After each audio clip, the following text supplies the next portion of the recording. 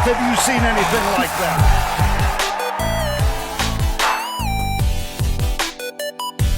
All right, well, we're back.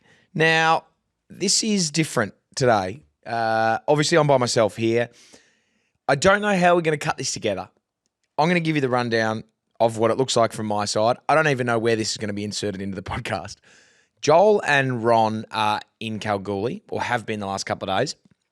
They're on a flight now coming home.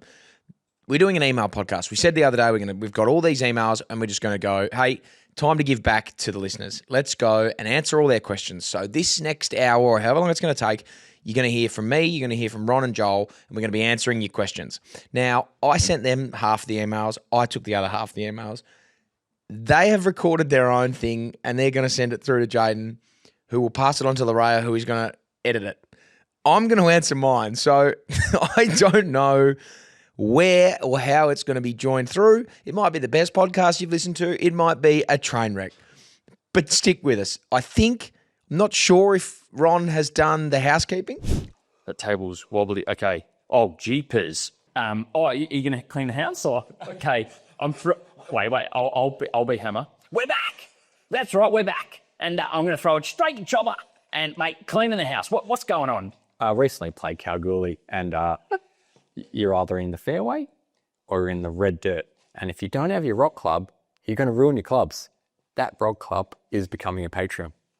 Is it? Yeah. You need that rock club. Otherwise, you're going to ding your clubs. Sign up, get into the TikTok, the YouTube, and the Facebook and the Instagram. Wait, so yeah, can we throw something in somewhere? What do you mean? We just throw the rock club in the red dirt. Is that what we're talking? To save your clubs from getting dinged by having a rock club and being a patron. Well, we are over and above the 5,000 mark, so shout out to everyone who has subscribed on YouTube.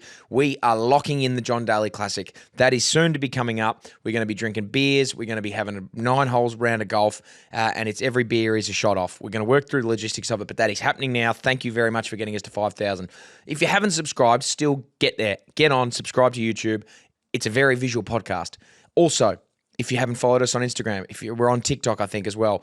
And then if you really want to go the next step further and you love what we're doing here and you want to become a swinger, throw your keys in the fishbowl and become a swinger. Less than a pint of Guinness at Kwinana a month. You can do it at theswingofit.com.au. You can jump on there. You can sign up to be a patron. You get all this sort of extra stuff free. We get ad-free content. We've got a few discount codes in our patron. I've reached out to all the people whose stuff we've worn, or have just flogged off on this podcast for being really good stuff, and they obviously send it for free to us. We love that.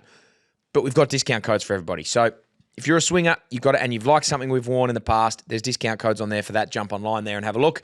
Obviously, thanks to our very, very, very good friends at ID Athletic, the merch is back live. I'm wearing the Tall Handsome Man. I imagine that Joel's probably wearing the Butcher in his video. If he's not, that'll be annoying. But either way, Ron might also be wearing probably the Butcher, unless he's mixing up his shirt. So you can you can get these. If you're a swinger, it's cheaper. So obviously there's a discount code for that as well. But if you like the merch and you want to rock that yourself, it's still available. I think that's the house pretty much clean. I think that is, yeah. We'll hear from Ron and Joel, whatever they want to say about the house. If it's not clean, up to them. They can figure it out. So what you will hear is, I don't know when I'm going to have to cut and stop to then go on to the next thing. So what you might find when you listen to this is it's very just, I'm talking and then stop. I'm talking and I've just gone stop and then it's on to the next one. So that's fine. That's just going to happen. You're just going to have to bear with us as we go along there. What I would like to do just quickly before I get onto my side of the fence with the emails, I'm wearing a hat here. It's a Brixton sort of cheese cutter, Peaky Blinders sort of operation. I've got, I've mentioned this a few times on the podcast. I do a Brayshaw family golf classic. It's called the Brayshaw Classic. It's its 4th iteration this year. We've got Andrew's team's won it the first year. Andrew's team went back-to-back the second year, and I won it. My team won it last year. We're looking to go back-to-back this year. As the winner, you have to pick the prize. I've got 4 of these beautiful Brixton cheese cutters, and I'm needing someone who can do some embroidery on the side. I've reached out to a couple of people who don't think they can do it. If you think you know someone who can do it, I just want, in this little panel here, I want Brayshaw Classic Winners 2025. Pretty easy, on 4 hats. I want that inscribed in, or embroidered on there or stitched in there. If you think that's something you can do, let me know. If you think you know someone who can do that, let me know, because I'm going away in a couple of weeks and need this desperately sorted. Anyway, that's all it is from me. Not sure what the other boys are doing, but I'm just going to roll with it. So the way this will work, I reckon I've got about 15, 16 emails here to go through. So we'll just see how we go. I also think Rach, Jaden, I'm not sure if you've got a microphone over there. Rach, I think, has crashed my car or crashed into my car on the way out. Crashed into your car, allegedly. That's disappointing. It's disappointing. Flattening. Sorry to start the podcast that way. Yeah, a horrible way to start the podcast. But hey, that's okay. Now, look, again, I feel like she's joking. it'd be a crazy joke. Be a weird joke. Hey, Hammer, just by the way, on the way out of here, I crashed your car. Crashed into your car, just completely totaled it. Anyway, I'm a bit nervous to see what that looks like. Anyway, sorry. I sent Joel all his half of the emails. If there's any overlap, I'm sure it'll get cut before we go to head. Anyway, You just throw to them whenever you want to go to them. all right, perfect. Just be like, all right, you're going to hear from Joel and... Righto. So right now you're going to hear from Joel and Ron. I reckon you read them. You're a better reader than me. I need the braille. You reckon? Yeah. Oh, unless it's for you. Okay. It's a question for you, then I'll take it. Okay, rightio. Are we reading names? I'm just going to read names. This one comes from Alan. Hey, swingers, love the podcast. Always enjoy the mix of insight and fun. Yeah, it's us. Yeah. I was wondering if you ever discussed the potential for a live-style tournament or other big golf events here in Perth, similar to Live Adelaide. There's definitely a strong golf community here that would love something on that scale. Would be keen to hear your thoughts or if there's any chatter around future events out west. I think, long story short, no. Is he talking about us running a pro tournament? Oh, if he's talking about us running one, yeah, like certain no. Like we got the Chopper Cup that That's the one we're going to have a crack at, is a 2-ball Ambrose comp in Jan. which we think will be probably one of the biggest events that WA will see. We're going big. Yeah, we're going to lock down ourselves. But as far as I think holding like a live tournament, I don't think anything. We got the WA PGA Championship that's out here in Kalgoorlie. That's in, a couple of weeks? Yep. Then there's the WA Open. They're probably the two biggest events. And then they've got to go back for the Aussie Open. It's like such a small window that you could get your hands on all those players. It would be this window between the PGA and WA, but Yep. you need the prize money. And I don't know. The Blitz golf. Yeah. That's probably the next closest thing to a live, but I don't think they're comparable. And now I'm back. Righto. So this my first email, first cab off the rank here. We've got from Manny Valenti. Hey, legends. Thought I'd share a story from this past summer while playing around at golf. I had some time off work, so I planned a weekend down at the Mornington Peninsula with the missus. Told her I'd sort the whole trip. She just had to pack. Let's just say she wasn't thrilled when she saw the boot space taken up by my clubs. We get down and we stayed at the Dunes Links Club, which was an absolute spot. Gorgeous course and clubhouse, but as a loose 25 handicapper, I was feeling way out of my depth. Dunes, by the way, is one of I think it's the best public course, or in the top 5 public courses rated in the country. Sensational golf course. Anyway, continue. Next morning, I teed off with a mate of mine who was conveniently around the area with clubs loaded into the car, Michael Jamison style. What are the chances? I treated the missus to a full-blown pamper day, all expenses paid to sweeten her up a bit. Smart move. We got paired with a lovely older guy named Pete. And just before we headed off, our fourth showed up. 2 guys in a cart, 1 set of clubs, bit weird, until one of them pulled out a rangefinder and started calling out distances and wind direction. My mate and I, both equally as shit as each other, started sweating. This bloke must be some kind of pro. We're fucked. I was up first, shaking over the ball, thinking only, don't miss the footy, don't miss the ball, what do I do? Absolutely launched the tee into orbit, created a date, left a crater behind, and the ball barely moved. Off to a flying start.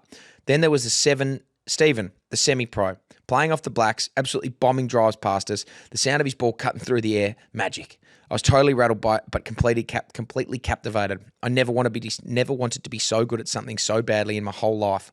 Despite the intimidation, I had a few decent moments and played some good, impressive golf at times. I do believe playing with people way better than you can sharpen the mind and bring the best out of your game. I hit a 100-metre approach shot to within a couple of feet and even got a round of applause as I walked onto the green from Stephen. Felt like Tiger Woods winning the tournament by 5 shots, walking up to the 18th and soaking it all in. His caddy told me to pick it up, and I couldn't do it fast enough. Longest 9 holes of my life, but I managed to par the 6th, a par 3, while Stephen bogeyed it, so a small win. My confidence came crashing down when I found out Stephen was 16 years old, travelling the world playing with his tournament Swiss caddy. An incredible and stressful experience, but honestly, I don't think there's another sport in the world where something like this could happen. Loved every second. Keep up the awesome work, lads. Love the pod, from Manny. Now, thank you, Manny. I have played golf on the back of that. I've played golf with a couple of professionals before and have played golf with a couple of kids who are amateurs and freaks. And it's awesome, firstly, but it is so embarrassing. Like playing with a 15-year-old kid who's playing off +2 and hits it way further than most people, not me because I'm a prodigious hitter, but it's just intimidating. I don't know what you think, Ron and Joel. They'll get to it. But it is just so embarrassing. And you just get to the end of it and you think, fuck, this kid has just beaten the shit out of me. I remember playing with this young woman who was off +4, I think, and she would have been 16. And I'm just like, well, she goes into the clubhouse and orders a lemonade, and I'm just like, well, I got to have 8 pints to try and get over what has just happened to me. So anyway, Matty, thanks very much for that, mate, and hope the 25 handicaps come down. So that's my first one. You're going to hear from Ron and Joel. Ethan, your story. The Golf Australia handicap at its finest again. Played in our Sunday competition at the local course. Saturday was basically called off because of all the rain we had. Out comes Max in the early hours of Sunday, shoots 1 under par for his first time ever. And to be leading the competition all day, then out of nowhere, a 51 handicap breaks 120 for the first time and knocks him off the throne by a single point. I'll attach the My Score scores too. Oh my goodness, it's ruined his day. You basically had to sit down for 10 before you can move. Mate, it's not 10. He'll remember that for years. 51's too much. 51 handicap, it's silly. You need to, I remember, I thought it capped at women at 45, blokes at 36. It should be capped. I think there's discussion at Kwinana Golf Club for an AM, PM competition, and then also some chat for handicap division as well. Yeah, okay. It needs to be in place. There's no way a 51 handicapper knocks off some bloke shooting 1 under par. I'll counter a little argument here. A low handicap is the only place who can possibly win gross, and they get prize money for winning gross. A bigger prize money, yeah. No, but I mean, there is a prize for them winning gross, whereas a 51 handicapper, all he can do is win the comp, and that's it. That's his only possibility. Yeah. The lower handicapper really has 2 options. He could go gross and win the comp. Yeah. So when you are going to get beaten, but you do also have a little gross money you can win. Most comps have a best gross. So yeah, that's the argument I'll throw in there. This one's a real short and sharp one from me, from Fred Bassett. We've got a couple of photos to go along here, Jaden. I'll tell you when to pull those up. Fred says, "G'day guys, great show. Keep up the good work." Thank you very much, Fred. Anyway, here are my submissions for the Naga ball marker. We spoke about this. I tried to chat GPT it. It was just going to be a ball marker of a butthole, and that wasn't going to work. So, Fred, if you're, thank you very much for your suggestion, Shane. You can just pull those up now. There are two Swigger Naga ball markers. So Naga, if you're not aware, is not a golfer's asshole. It goes to the worst on ground throughout the day, and that's, I actually don't mind that. It's more of a trophy than a ball marker, but I wouldn't mind a bit more hole action as opposed to just straight butt cheeks. But anyway, it's neither here nor there. Thank you very much, Fred. Now back to Ron and Joel. Okay, this one comes from Joe. Oh, Joe. I give him golf lessons, Joe. Oh, yeah? Okay. Golf One Line is on the course. Anything else we should know? Hey, lads, I should have read through this first. Okay. Here we go. After my mate slices his 3rd drive off the tee, the bloke's got more slices than a Domino pizza. Good. Piping a drive right down the fairway. Just call me Malcolm. Just call me Malcolm, boys, because that one's in the middle. I don't mind that one. That's all right. Standing on the tee box with a dog leg left fairway and full of confidence. Put your pencils away because I'm about to draw this. Oh, these are cheesy as. Geez, you got one more chance, mate. Joe, he'd be loving it. Would he? Okay, all right. He's got one more chance, though. After a mate duffs his chip or iron shot, thinking about your girlfriend, Hillary. Oh, Hillary Duff. That's it, mate. I'm cutting you off. He's on you. That's it. You're done. Mate, that Joe's the nicest bloke you'll ever meet too. Needs to work on his... Yeah. Can't draw it, Joe. What are you talking about? He's never said, we're going to draw this one up. And I'm back. Righto, we're humming here. I like what Ron just said there, especially about that thing.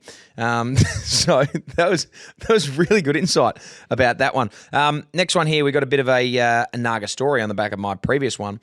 It is from Brad Gale. Hey guys, I want to nominate myself for the biggest fall from grace and longest Naga streak. I was a consistent 80 to 84 handicapper from the ages of about 50 to 60. I'm now almost 61. I've had a bit of drama in my life going back a few years, which caused me to not really give a fuck about it. But the worst part about that was my golf deteriorated. Here is his golf from the period of September into October. The 21st of just before I read out what you're about to hear from Brad, getting the Naga award and being the worst in the field is it's pretty hard to do. To do it consistently is just so impossible. And what you're about, this is embarrassing. It is embarrassing. Sorry, Brad. It's embarrassing what you're about to hear. But we've all been there, probably not to this extent. But here is Brad's September through October. 21st of September, 94 net, Naga in a field of 131. So if, Jaden, you're not a golfer, that's 131st out of 131, dead last. On the 21st of September. 24th of September, 3 days later, 25 points. 95 out of a field of 105. So not quite the Naga, but pretty shit. 26th of September, 2 days later, 18 points. Naga, 97 players. So he's 97th out of 97. 3rd of October, about a week later, 16 points. Naga, 86th out of 86th. He got a toilet golf practice thing as his prize.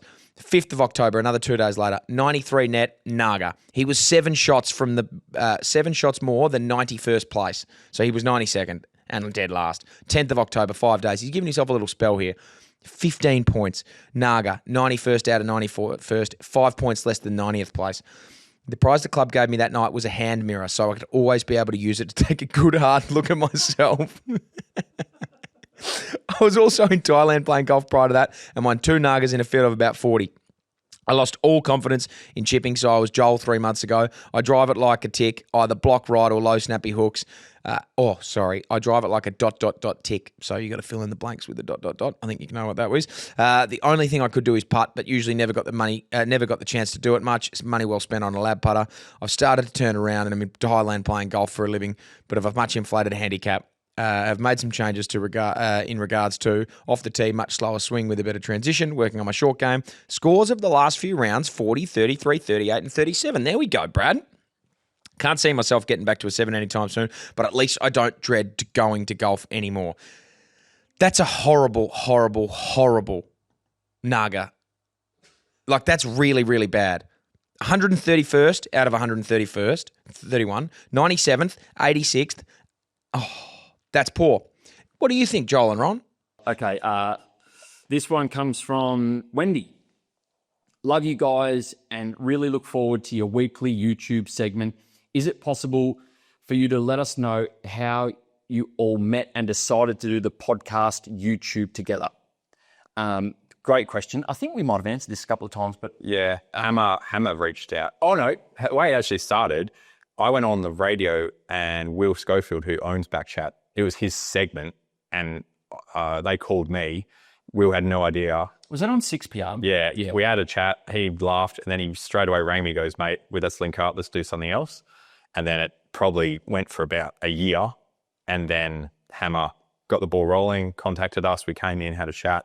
Yep. And then we just went, right, we'll give it a crack and see what happens. Because when we first had the initial meeting, we didn't know whether I was just coming along, like the little brother, I'm just... I said you're in. Yeah, but we didn't know what it was going to be. Hammer was keen to do a podcast about golf with you, and then the discussion, we're just sitting there in the meeting and I was like, am I involved in this? And we kind of just looked at each other. I was like, yeah, of course, let's go ahead. So Hammer reached out to us, but you and I met at a PGA event. A couple of John Daly Classic practices in. Early. Very early. How old was that? 4 years ago? Yeah, I'd like to get a date on it, but yeah, it must be 4 years. Yeah. And then was your idea to start on YouTube the whole time? Was that? No. You just said, let's go film a game on the course. Yeah. And then, yeah, it went well and then it turned out of nowhere. Snowballed. Yeah, that's how all the YouTube, and even like my YouTube only started because I needed to practice with a certain camera that we just purchased. Yeah. And then I filmed it, edited it, and then I was like, I may as well post it somewhere. And that's how it started. Beautiful. I wonder how this is going to be cropping in. This will be so shit. Sorry for anyone listening. It's I promise we'll break this up with some things. Anyway, this one's a nice one. I got another photo coming up here. It's a shame that some of these couldn't be here with all the boys because I'm sure they would love this one. Hey lads, from Warwick Tomlinson. Hey lads, long-time listener, first-time scribe. Watching your episode last week on YouTube, I have to giggle at the penis drawn on the golf ball Hammer brought out, and here is why. I play social... Well, firstly, it's hilarious. I play social golf with two mates of mine I've known for over 25 years. We play once every 2 or 3 weeks on a weekend. Sometimes there might be only 2 of us, but 3 most of the time. Going back a while now, I once found a ball with a very similar to the one shown by Hammer last week and kept it. But it now has a greater purpose. We would always forget who won our previous games and got tee box honours in our next encounter when we arrived to play. But not anymore. The winner gets dick ball, which saves any confusion. It is presented at the end of the round and the winner takes it home with much adulation and fanfare. They bring it back the next time we play, and again, this magnificent trophy is up for grabs. If only 2 of us play around, the trophy is not on the line. It is only when all 3 of us confirm we're starters that the magic phrase is uttered in the group chat being, so dick ball is up for grabs. Love the podcast, and I've included a photo of this much sought after classy winner's prize, which is currently in my possession.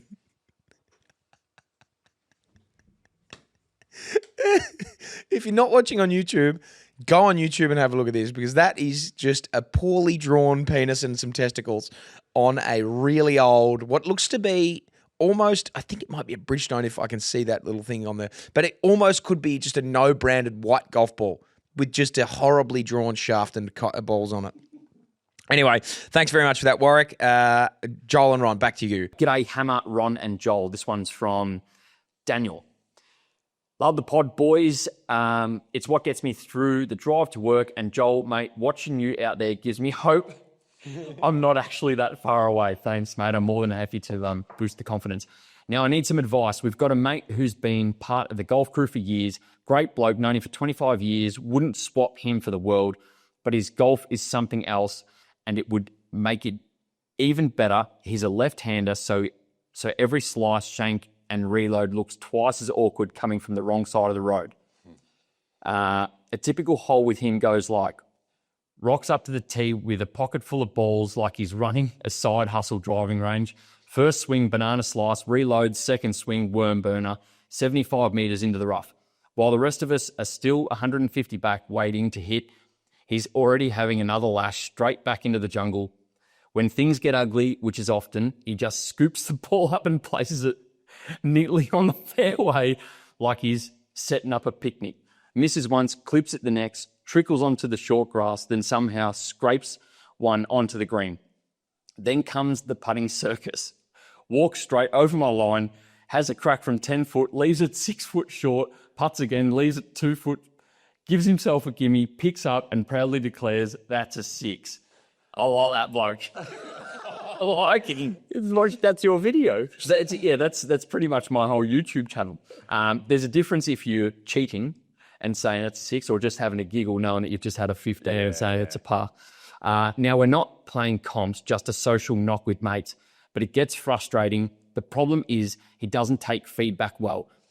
So we're torn. Do we keep inviting him and just cop it? Do I hover over him like a PGA Tour scorer and call every shot, then show him this is the real score at the end, or is it time to just not invite him?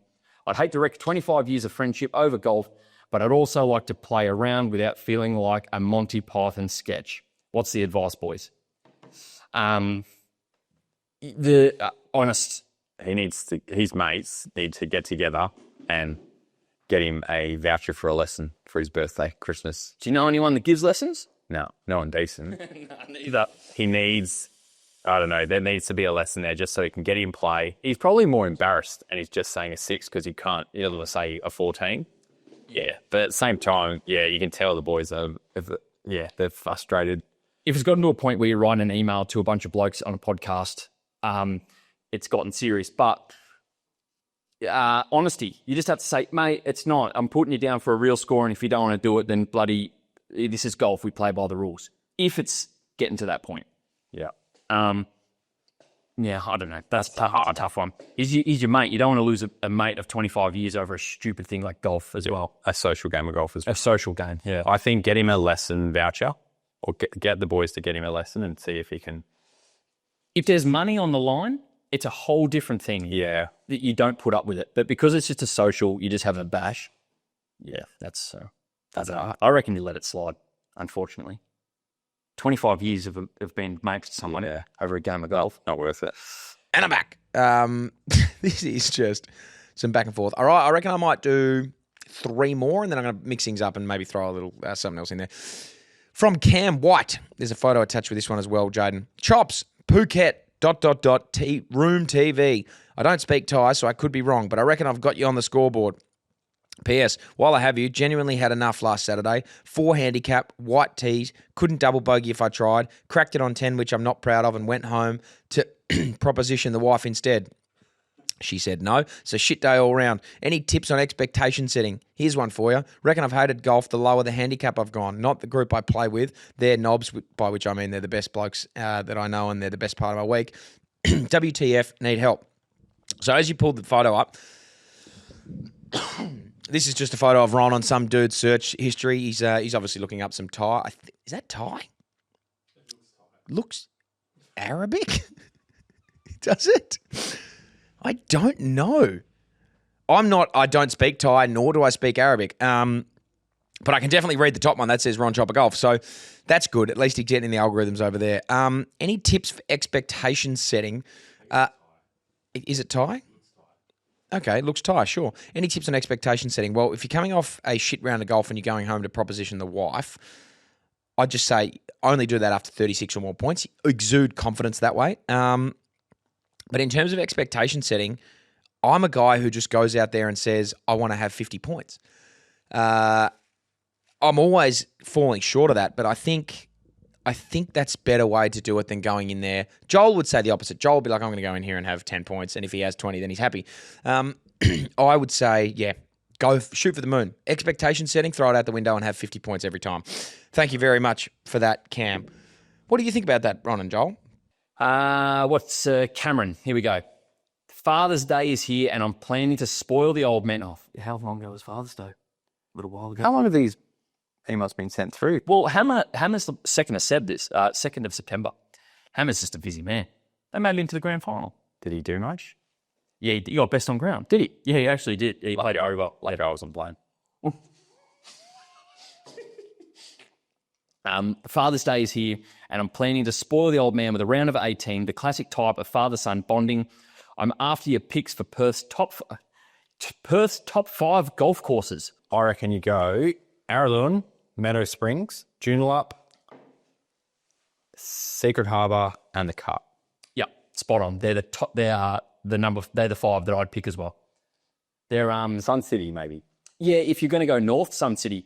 Joondalup's going to be your most expensive, but that's the experience. That is the number 1 in Western Australia public access. You can get on. Yep. Meadow Springs is a must. The Cut is a must. I get those questions all the time. Coming to WA, what's 2 golf courses that I must play? Joondalup, the Cut. Yep. All right, well, it's back to me now, and that last email that I had up was Arabic. So he's getting, Ron, he's getting some traction over there. Getting some real traction over there in the Middle East. Now, from Zach Hunt, thanks very much. Hey, lads, listen to your podcast every week. Love it. Keep making them, and I have got a story for you. I am playing in a match play qualifier. Top 32 in stroke play make it. I've just met these people. First tee, 7:30 a.m., about 3 degrees. Anyway, I play the first hole. Horrible hole. Score about an 8. Second hole, freezing cold. I'm teeing off. Keep in mind, I'm 15 years old and I've just met these men. I step up and swing my driver. I hit the ground about a metre before the ball with my driver, takes a monster divot. Driver doesn't even reach the ball, but the grass out of the divot knocks the ball off the tee. The ball still stays behind the tee markers. Keep in mind, I've never met these blokes, and as a kid, it's already awkward wanting to play. But hang on a minute, where am I? As a kid, it's already awkward wanting to die, never having played with us before. But what is the ruling? Would love to hear all your lads' opinions maybe in the pod. Cheers. Have a good one. Oh, no. Brackets. Also, maybe keep this anonymous to save the embarrassment. Sorry, Zach Hunt. I just rolled with that. So Zach Hunt, mate, we went through this actually the other day. It would be a one-shot penalty, but because you kept the ball, because you made a legal swing, so it would be a one-shot penalty. But this was in my rules segment, brought to you by Last Slice a while ago. Because the ball stayed behind the tee markers, you can just peg it up again for your second shot. So you do have to incur the penalty for having a swing and not hitting the ball, which is bad and really embarrassing. And sorry for name dropping you, but you get to put it in the ground on the tee again and hit it for your second shot. So yeah, that's that. Thank you very much, Zach. Back to Ron and Joel. Okay, this one is from Clay Bell. Does the longest to the hole have to hit first? Your group has teed off, you're in the fairway or on the green. Does the longest to the hole player have to hit first? Because some of them take so bloody long and I just want to get on with it. That's etiquette in stroke play, and it is a rule in match play. I think when it gets to a point with your group, it's the same as so we played a match play competition on the weekend, and we were honouring honours, but it got to the point where the group behind us was starting to catch up, so we just played ready golf. Yeah. And it's the same when you're on the fairway. If your mate's 10 metres in front of you, but he's gotten to his ball first, everyone just is on the same page and everyone just goes, are you happy if I hit? Yeah, mate, go for it. If you're ready, go for it. You need to sort of establish that after like the first hole. Yeah. Just go, mate, you go when you're ready. And then if they go, no, then you're like, oh, no, we're stuck. Or if he's like, yep, good, you're like, cool, we'll know how today works. Yeah. When you're ready, go for it. Match play, whole different beast. Yeah. Really, you want to get that one sorted. You almost want to measure. Yeah. Right, who's first, me or you, and agree, yeah, okay, go. All right. Back to me. Thank you, boys. Yeah, Ron, love what you're doing with your hair at the moment. The moustache. It's, I think it looks like he's just trimmed the bottom a little bit. And then Joel obviously has lost a little bit going to the gym, but the beards look good, mate. So keep that up. Now, from Josh Reimer. Now, unfortunately, when I was sending these out, it was literally, I wanted to be impartial. So every second email I sent to the boys, and I kept the other ones. This one's very much tailored to the other two. So, Joshy, mate, I'm sorry. I'm going to try my best, but this is very much to them. Morning, boys. Great pod. Keep it up. You're the number one podcast in my house every Thursday morning. Have you ever thought about coming up to Newcastle in the Hunter Valley? There are some brilliant courses up this way, including the Vintage Golf Club, Oaks Cypress Lakes Resort, Horizons Golf Resort, Pacific Dunes, Newcastle Golf Club. Be great to see you up here. Now, look, mate, I'm not on that tour with them. That's the boys. So I'm sure this would be... I'm going to ask them if that's in their wheelhouse. Boys, Ron and Joel, well, before I throw it over to you, let's see if we can make... What would the chances be that this is a seamless transition? Ron and Joel, what do you guys think of going to Newcastle and the Hunter Valley? All right, this is from Blake. Sorry, Hammer, you weapon. He has the Hammer would open that first, all right? Recently been given a few golf box vouchers and I've been tossing up about what club to get. What club would you guys prioritise getting first? I thought of this the other day. This is not from Blake. This came from me, I reckon. It's good. I thought of it first before he did. Obviously, this is aimed at the best chipper Joel and the longest driver Hammer. I thought, rightio, mate, you're going to jump up it. I am chipping pretty good.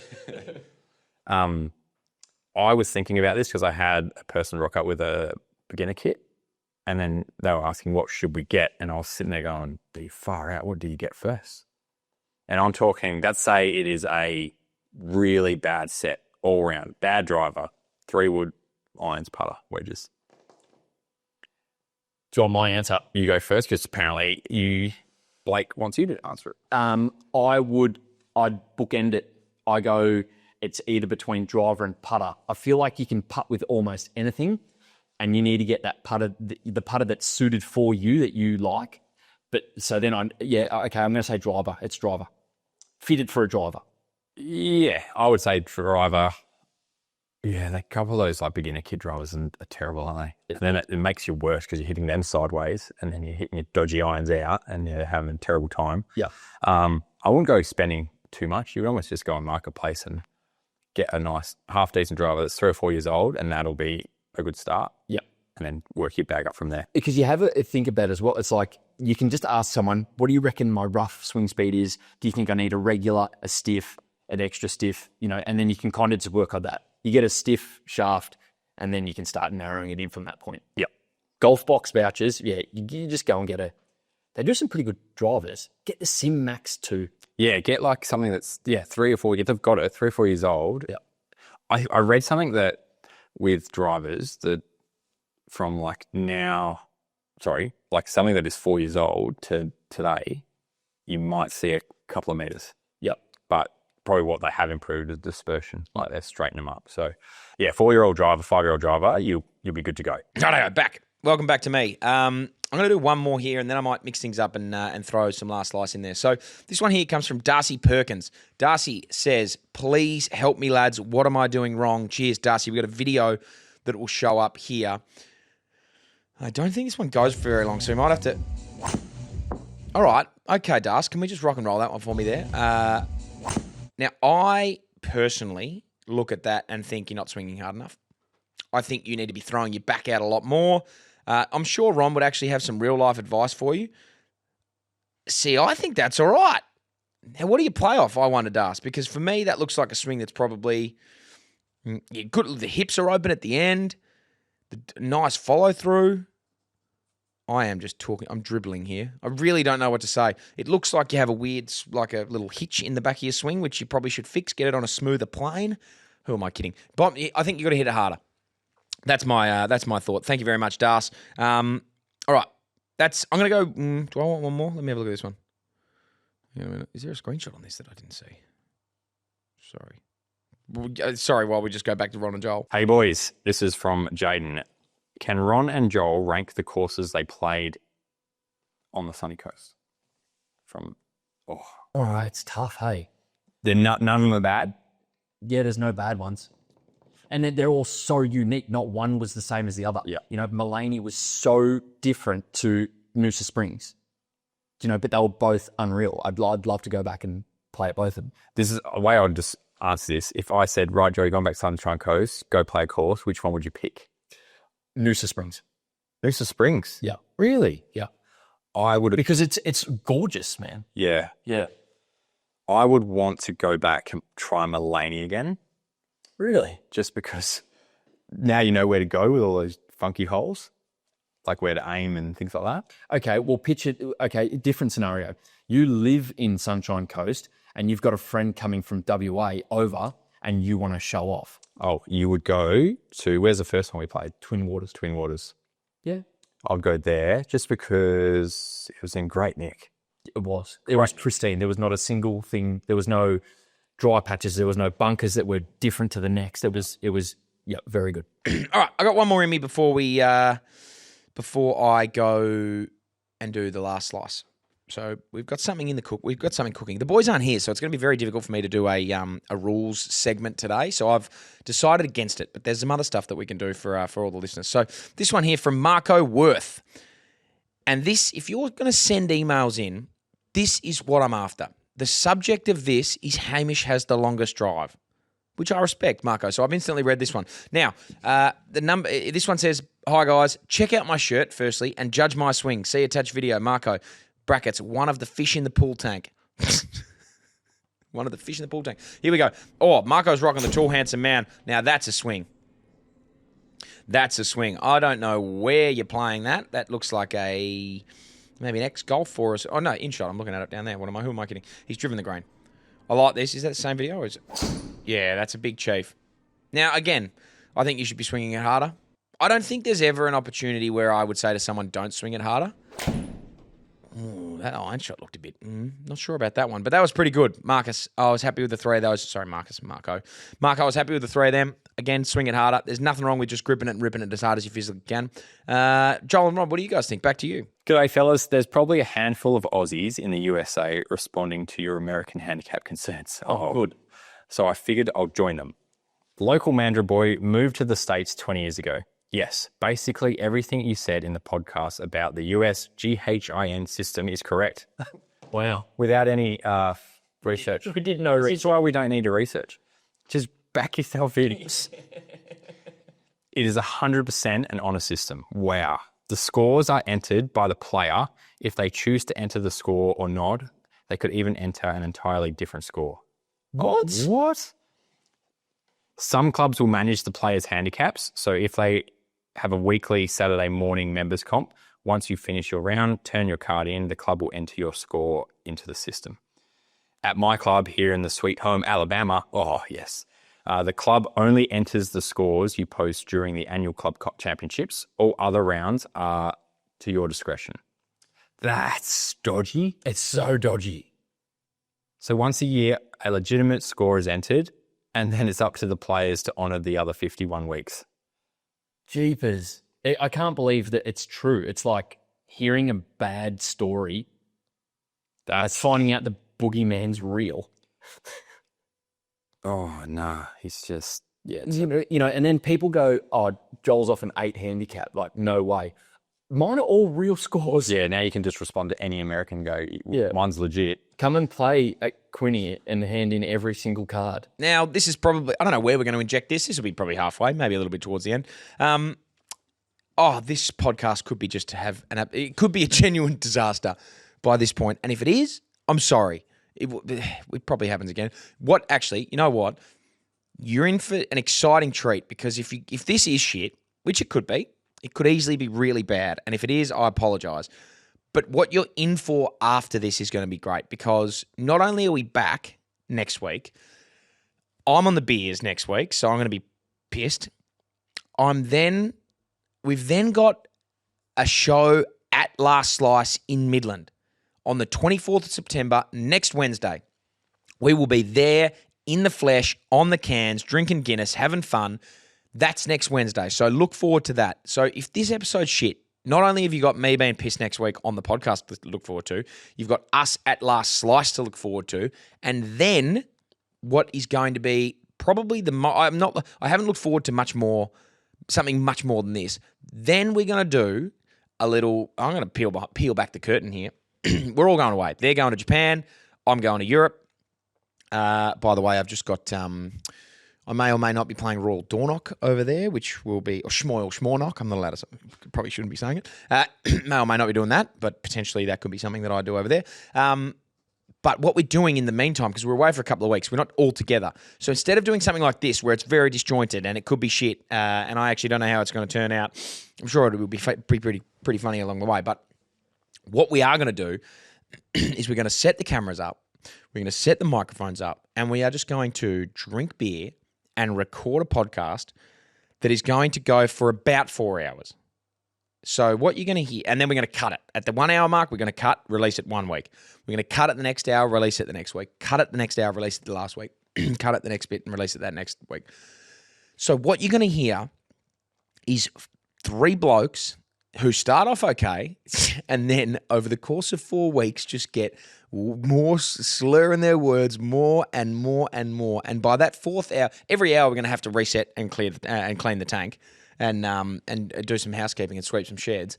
So you're going to hear Ron just get progressively more and more pissed doing that. So that's what you got to look forward to. I apologise if this one's shit, but you can look forward to a few things. Now, speaking of Last Slice, next Wednesday, 24th of September, we are going to be out at the Midland, their Midland store. I think it's be there from like 6-ish, Jaden. Sounds about right. Be there from 5:36. Have a few beers. If we're there at that time, great. If we're not, we'll still get there at some point a bit after that. We're going to do a live show out there. We're going to be drinking beer. We're going to be doing some live giveaways. I think making this up. We're going to be doing plenty of stuff out there that's going to be good fun. So come down and bring your drinking hats because we're going to be doing that. We're going to be eating pizzas and having Guinness. Now, what we normally do, thanks to the Last Slice, our great friends at Last Slice. Some of our very best friends, well, my very best friends anyway, we usually do a Guinness at Last Slice counter where I do a rule segment. I've got 1 rule that is true and then 2 that are made up. Oh, by the way, Last Slice, if you can't come to the Midland one and you just want to go down and have a Guinness and a pizza, and if you live in Bunbury, you can go and do it there. And if you live in Dalyup,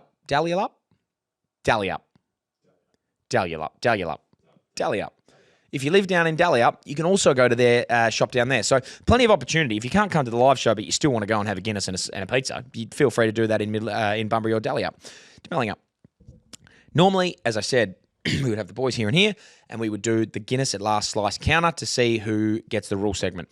I don't have them here this week, and it's going to be too hard to go back and forth over a video that I actually haven't seen from them and one that they haven't seen from me. It would be a ludicrous thing for them to guess the rule. So what instead I'm going to do, I'm going to put this one to all the listeners. And now, look, I don't know what they're going to put in, so they very well might just say A and C. So they could be guessing that. Instead of guessing rules this week, I'm going to do 2 lies and a truth about myself. So I'm just going to give you 3 facts right now about me, Hammer. One of these is going to be true. 2 of these are going to be completely fabricated and made up. You've got to put in the YouTube, right in there, who's what and what's what. A, B, or C. Is it A, Hammer can swim 100 meters underwater without breathing? That is up and back in a 50-meter pool. I have done that without breathing. A. Is it B, I can juggle 3 bowling pins while riding a unicycle? Or is it C? Let me think of C for a second.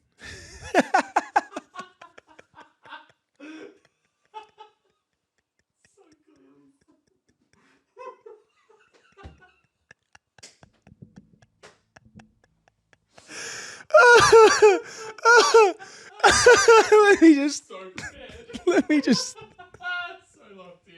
let me think of C for a second. It's just a fact about yourself. Just give me 5. Give me 20 seconds to think about C.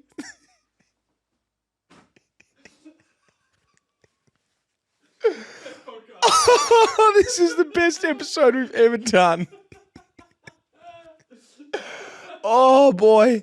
Oh. Or is it C?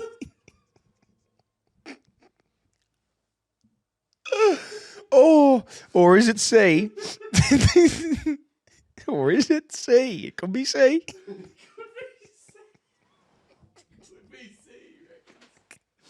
Could easily be C. Thanks to the last slice, it could be C. Ooh. It could be C. Or is it C? I am a goofy foot when surfing or skateboarding. I am right foot forward when I surf or skateboard. Is it one of those 3? Is it A, I can swim 100 meters underwater, up and back in a 50-meter Olympic swimming pool without breathing? Is it B, I can juggle 3 bowling pins and ride a unicycle at the same time? Or is it C? Could be C. Is it C, I'm a goofy foot skateboard / surfer, I have my right foot forward on the board? Is it A, B, or C? One of those is true. One of those is not true. 2 of those are not true. And it could be C. Anyway, thanks to the last slice. So put your guesses in. If you get that right, I don't know. If you get that right and have proof that you got it right and you're at the last slice, so if you're on the, if you bring to me at the last slice in Midland a YouTube comment of you saying, I guess, and you got it right, A, B, or C, if you guess it, show me that you've commented on YouTube. Show me that you've liked the video and you subscribe to us on YouTube. We might get you a pint. How about that? We might. We could do something. We'll get you a pint. We'll get you a pint. If you can show that you've commented and got it right, if you are at the Midland event at the last slice, you're a subscriber, you will get a pint if you got it right. So A, B, or C. A, B, or C. Anyway, thanks to the last slice. 24th of September, Wednesday, next week, out at Midland. Get your tickets. They're free. Tickets are free. So just as a nice little kick there to go and get some, that will be fun. We'll be doing a couple of things there live as well. So it'll be very, very good fun. Get your tickets. I'm going to sling it back over to Ron and Joel. What have we got coming up? So we got Kalgoorlie, which is unreal. Yep. This is a ridiculous golf course in Cow. We have... I think we'll probably announce it. What are we announcing? WI Open. Oh, we might be playing in the W Open, and I think you can win the chance to play with me and Joel. So we might play. Well, we'll play alternate shots, film it. It'll be a bloody disaster, and you could be part of that group. So that's for the Pro-Am for the WA Open, which is, I can't remember the date, but that's at Mount Lawley Golf Club. Yeah. So that'll be on the Wednesday. The 15th. 15th, is it?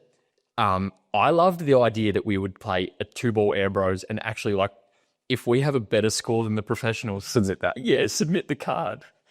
All legit, but they're playing off the stick. Oh, the only reason I was saying alternate is because we're one person then, and then we can play with 3 other people. Oh, I get 3 other people. Yeah, rather than me and you take 2 spots, there's the other 2 guys where you get your ball, I get my ball, we're crossing around, we're taking forever. Okay, that makes Bang, sense. bang, bang, bang, Okay, so there's opportunity to win 3 spots, which we might be going the early crow on this, but I believe that Golf WA will be doing a competition or announcement. But yeah, that'd be fun. Yep. How do you reckon we're going to go? Like if we break 100, man. Really? Well, we're going to practice tomorrow. We're going to try do it at Kalgoorlie just to give us a good idea how it's going to go down. So we're going to play the front and or back 9 Yep. as an alternate shot. Tomorrow, and just we'll film it, and there's rocks, there's sand there. That's our submission. Yep. Okay. Thanks very much, Ron and Joel. I wonder if they guessed the A, B, or C, or could be C. Could really be C. Sorry. One more thing. The word this week. I'm not doing it because the boys aren't here and it's not as fun. What was the word last week? From memory, I had pumpernickel the week before. Oh, goop. Goop was the word last week. We were talking about getting stuff stuck in your eye, and I said goop. I tried to bring up the stuff to do with my eye. I was talking about glasses and trying to sort of insert eye talk into the chat, which it did, and Joel picked it up and ran with it. And then he spoke about like chunking something and getting dirt in his eye, and I just went, oh yeah, hate it when you get goop in your eye. So for anyone who guessed goop, thank you very much and well done. There will be no word this week, so keep your guard down. You can be just focused on A, B, or C for the 2 truths and two lies and a truth about Hammer. So go for your life there, A, B, or C. But now we're back. We've got some more emails to get to before we wrap it up. Matthew Bartley sends through an email. Hey guys, I've been really enjoying the podcast. I've only just started listening, so going through them all. I've been watching Ron for a while, and I've just discovered Joel's channel and watched the cut with Hamish on Joel's channel as well. Then discovered this podcast from that. Love the lads. Love you all. Keep swinging strong. On a side note, I know you're probably sorted, but I run a rehearsal studio for bands. If you ever need to do a podcast, you're more than welcome to use my space for free. Well, we use this. May your bowls be full of fish. So, Matty, thank you very much, mate, for that. And, yeah, if you haven't followed, if you don't, it'd be weird to get here without knowing the other two. It's not a hard leap to get from here to Joel to Ron. But if any of those if you're missing any of those 3, there you go. Ron's got a YouTube channel. Joel's got a YouTube channel. We've got a podcast. So there's all those things that you can get to. I'm going to handball it back. Speaking of Ron and Joel, I'm going to handball it back to them. We probably need some new wedges after smacking some rocks today. Your lob wedges absolutely cactus. I had to hit too many shots out of the stones today. Did them well, though. Did. I'm looking forward to that video. Welcome back to me. Thank you, boys, over there. Hope you're enjoying the trip. They're probably landed by now, actually. I'm interested to see how this is going to pan together, how this will stitch up. It'll be like a quilt with all the patchworks just sort of, but it'll be one sort of green, blue, and then all of a sudden there'll be just a skull and crossbones, and it'll just be nothing to do with anything. There'll be sequins in there, and then it could just genuinely be just a big pile of shit. So if it is that, I apologise. I couldn't apologise anymore. Anyway, this one from Ty Barrick, Borwick. I'm going to say Barrick. Barwick. That's Borwick. No, it's not. I'm going to say Barrick. Ty Barrick. Barrick. If it's Borwick, it couldn't be Borwick. That'd be crazy. Anyway, Ty Barrick. Help us grill my mate. G'day, guys. My name is Ty. I'd love it if you could help us search for a particular reason to grill our mate. On the 9th hole at the Vines on the old Ellenbrook course, there's the crankiest magpie you'll ever meet. We've copped it twice before and had even witnessed it go for some coppers chasing after some dodgy bloke on the course. A couple of years back, we copped the full spring swooping season experience. There is nothing worse on a fucking golf course than magpie swooping, except for probably having 10 points. But one mate seemed to cop it the hardest. This magpie locked onto him. Old mate was barrel rolling, ducking, weaving, bolting across the fairway, chucks the clubs and starts swinging his hat around. Thing is, he's as bald as a cue ball, and the magpie was going straight for the dome. We were absolutely losing it. It was the funniest thing we've ever seen. Trying to rush through the hole, hitting the worst shots of our lives, and while he's fending off the winged panda of death, As we're finishing off, the two blokes behind us roll up in their cart, pissing themselves laughing and say, boys, sorry, we got to run. But that was the funniest thing we've ever seen. We filmed the whole lot. They then just drove off down the track before we could get the video. So if those two guys are listening from the Vines Ellenbrook course a couple of years ago that filmed a bloke shitting himself running away from a magpie down the fairway, please send it into the podcast. We would love this footage so we can roast our mate once more for what was one of the funniest things we've ever witnessed. Happy for the swing of it, fellas, to chuck it on the podcast too for the enjoyment of the listeners. Lastly, cheers to Ron for the lesson a couple of months back. It was my first ever. Irons and wedges are hitting so straight now. Good on you, Ron. You're a legend. The loose wrists are disappearing and I've copped a few more pars than usual. But the driver still slices harder than a Coles Deli bloke. Dead set danger. Dead set danger to any poor bugger behind us. Catch you soon for another lesson. Thanks, guys. Crossing fingers, these boys with the video listen in. Cheers, Ty. Now, this is something I would love to do. I would love for the listeners, if those two guys are listening that filmed that, please reach out to us. If anyone knows those guys or has seen that story, let's try and get link our way back to getting that video, because that would be humour. I don't like magpies, and especially when they're swooping, but they're very funny to do, or very funny to watch people get swooped. So if you are those two listening, send it in. If you know that or have seen that video, let's try and find our way back to the original source material. Thank you very much. Back over to the boys. I think that's just about it. We are knackered. We got up, the alarm went off at 3 o'clock this morning to catch the early flight, and it's 6 p.m. now, and we've still got to drink like 3 or 4 John Daly Classics. So Yeah, I haven't. We need to stretch. What are we doing? This Sunday, Hammer has made the grand final for the waffle. The East Perth Royals, he got it done on the weekend. They're through to the granny. We're going. You're going to try and... I'll try to get there. Try and make it. I'm 100% going. So I reckon it'd be a good idea to come down and support Hammer. That's at Optus Stadium. I don't know how much tickets are. Just buy them. Message Hammer. Yeah. Message Hammer and... The title would be like, Hammer, you are a weapon. He'll open it. He'll definitely open it. Thank you, lads. That was good. I like that one, actually. You answered that very well. Joel? Ron? Shut up. This one's from Joe Tinley. Hello, I'm a whinging pom. Over here, me and my mates use a phrase. Me and my golf mates use a phrase, a mother-in-law shot. Are you familiar with this? I'm not. It's when you take a shot and it's awful, but the ball ends up in a good position. We call that a mother-in-law. You're up there, but you know you shouldn't be. Anyway, I love the podcast, especially the Butcher Chat. Keep up the swinging. Love from a dismal UK. What do you think that means? Mother-in-law shot. When you take a shot and it's awful, but the ball ends up in a good position, we call that a mother-in-law. You're up there, but you know you shouldn't be. You're up there, but you know you shouldn't be. Feels dirty. It feels sexual. You can go for your mother-in-law, but you probably shouldn't. It's your wife's mother. Is that what he's saying? Yeah, that's what it would be. Wow. It's when you take a shot, it's awful, but you end up in a good position. You're up there, but wow. That's crazy, Joe. They do it different over in the UK.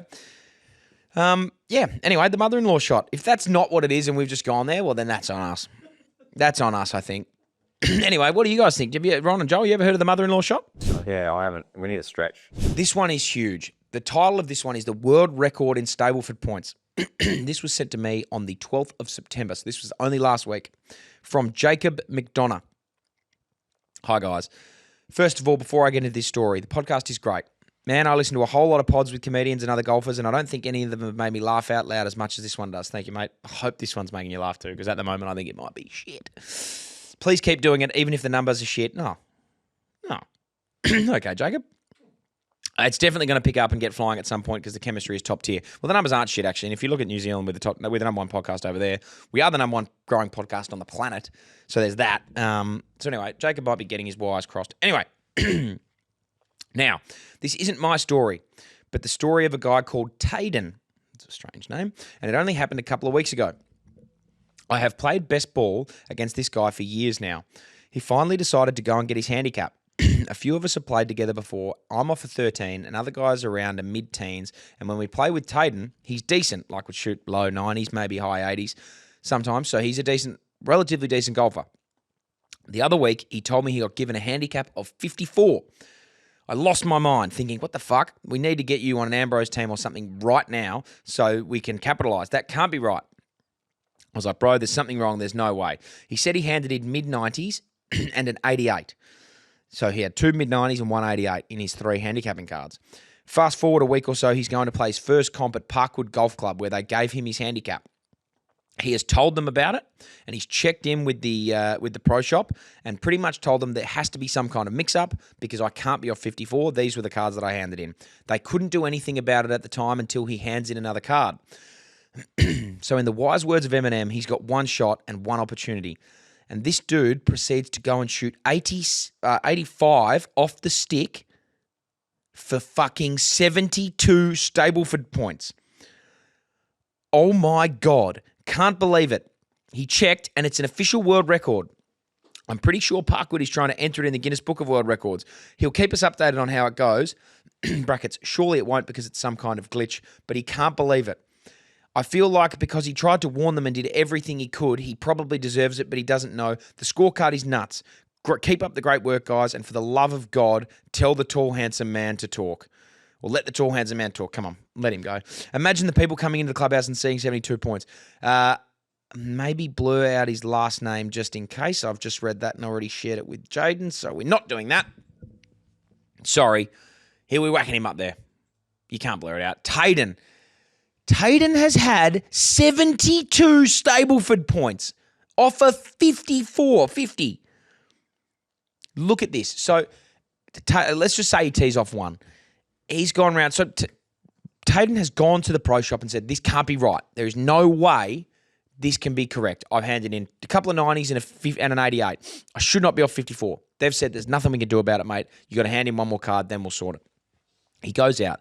He turns 7 over par for 36 points. He's hit his quota at the turn. He could pack up and have played to his handicap through 9 holes. He's had 3 5-pointers on the front 9, 3 4-pointers, and 3 3-pointers.